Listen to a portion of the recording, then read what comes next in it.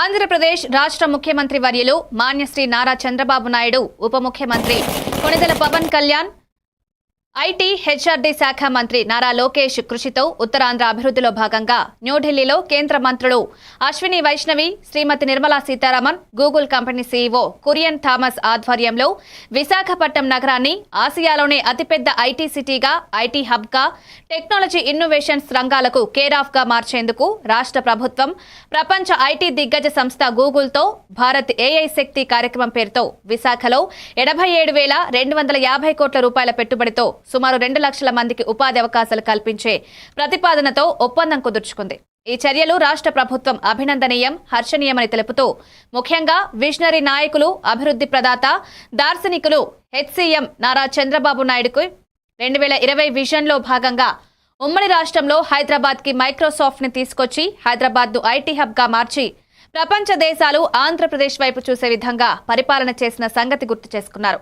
Double engine సర్కార్ ఆధ్వర్యంలో వికసిత్ భారత్ 2047, స్వర్ణాంధ్ర 2024 లక్ష్యాల సాధనకు ప్రధానమంత్రి నరేంద్ర మోదీ, ముఖ్యమంత్రి చంద్రబాబు నాయుడు, ఉప ముఖ్యమంత్రి పవన్ కళ్యాణ్ కృషి చేస్తున్నారని తెలిపారు.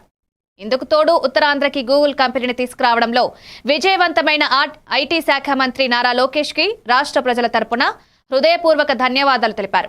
రాష్ట్ర ప్రభుత్వం ఉత్తరాంధ్ర అభివృద్ధికి పెద్దపీట వేస్తూ భోగాపురం అంతర్జాతీయ విమానాశ్రయాన్ని పూర్తి చేయడం, విశాఖలో గూగుల్ డేటా సెంటర్ను తీసుకురావడం పట్ల ఆనందం వ్యక్తం చేశారు.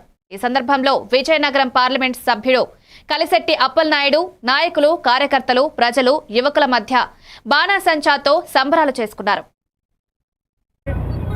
ఈరోజు ఢిల్లీలో కేంద్ర మంత్రులు సీతారాం, అలాగే కేంద్ర మంత్రుల సహకారంతో ఈరోజు కార్యక్రమాన్ని ఆరంభించారు, లాంచ్ చేశారు. దానికి అనుగుణంగా విజయనగరం పార్లమెంట్ పరిధిలో ఉన్న ఇచ్చెర్ల కాన్స్టిట్యున్సీలో రణస్థానంలో ఎన్డీఏ కూటమి నాయకులతో, యువకులతో బాణాసంచి కార్యక్రమాలు చేసి ఆనందం వ్యక్తం చేస్తాం. ఇది చాలా సంతోషకరమైన విషయం. ఈరోజు యావత్ భారతదేశం తొలిసారిగా మన విశాఖ నగరం, ఆంధ్రప్రదేశ్ విశాఖ నగరానికి, ఉత్తరాంధ్రకి ఏఐ హబ్ రావడం అనేది ఒక శుభపరిణామం. దీంతో 2 లక్షల పైబడి ఉద్యోగాలు రాబోతున్నాయి, కొన్ని లక్షల కోట్లు పెట్టుబడి రాబోతుంది. అలాగే గౌరవ ముఖ్యమంత్రి చంద్రబాబు నాయుడు గారు ఉత్తరాంధ్ర పట్ల ప్రత్యేక శ్రద్ధ వహించి ఇక్కడే ఉత్తరాంధ్రలోనే ఒక ఐటీ హబ్ని ఏర్పాటు చేసి హైదరాబాద్ ఎలాగైతే నిర్మించారో ఉత్తరాంధ్రలో కూడా ఐటీని డెవలప్ చేయాలని వారిని కంకణం కట్టుకున్నారు. దానికి ఉత్తరాంధ్ర ప్రజల తరపున ఎన్డీఏ కూటమి నాయకత్వాన్ని